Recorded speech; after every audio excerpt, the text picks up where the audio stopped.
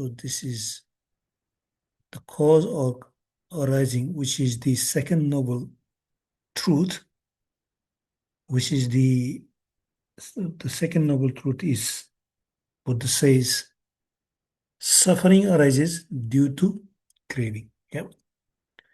So craving, what is this craving? Now, this craving is not craving for Chinese takeaways, craving for some kind of a five-star dinner, a luxury, uh, let's say, holidays. Craving can be, it has got a breadth and width that spans the entire spectrum of our existence, our experience. So, craving in a very, very gross form, I mentioned craving for some spicy food, craving for luxurious stuff. That is a very, very gross, mundane type of craving, and that craving is not what the Buddha's uh, elaboration of this second noble truth is. Buddha is talking about the craving to the microscopic, the craving to the atomic level within this observation of mind at the very, very uh, fundamental level, at this root level. Then this suffering, the concept called suffering, that unease, that unsatisfactoriness, that disharmony, that discord with whatever is being experienced, that is not agreeable. And that is called suffering. Yeah. So suffering is uh, it is a state of mind which is not at ease, which is not accepting the reality in the present moment, and it is always either wanting it too much, that means jumping around and being excited, and other extreme is to frighten and freak out due to aversion, due to dislike. And there are another craving, another manifestation of craving is what is called the disinterest, or what is called tendency to ignore, or tendency to be indifferent. So these are the three attitudes: liking, disliking, and showing indifference. These are the three attitudes that can be tested at the very gross level. And you know that people people react to the situation in these three manners in vast majority of cases. And that does apply to our very, very subtle point in a meditation. You see a subtle hint of uh, phenomena that is just bubbling up.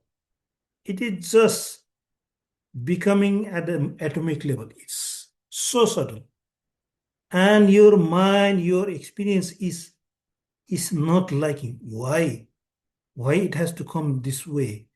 I am in so blissful state of jhana. I am in my mind is so comfortable. My mind is so blissful. It is so comfortable, so blissful. And you notice that there is some attention, mind is flickering. This attention is pointing that why it has to come. to manifest in this moment where I'm enjoying all this bliss. Yeah. So that is a craving in a very subtle form. And that is the craving for, Buddha calls it, there are three types of craving. Craving for sensual pleasure, which is the gross type of craving. And another craving is craving for uh, becoming, craving for wanting something to be certain way, and craving for what is called extermination, craving for non-existence, the craving to be annihilated, to be, like people don't like to exist. They want to end the existence. So all three types of craving are reaction of your mind. That mind is not at peace. The mind is not accepting the reality of the present moment. And that is a state of agitation. That is a state of not violence, it's a state of angst, state of vibration, shall I say, state of discomfort. And that craving is what uh, makes this mind successively become proliferated, become uh, dragged into the sort of fueling that process of clinging, the conceptual proliferation, creating that sort of a stance or philosophies or various uh, argument, various types of dogmas and extreme uh, such extreme cases. Yeah, you can see that fundamentalist ideas do arise from this craving. At the other extreme of the spectrum, that you can see that state of war, state of ethnic violence, state of genocide, state of kind of continental war, destruction, world war.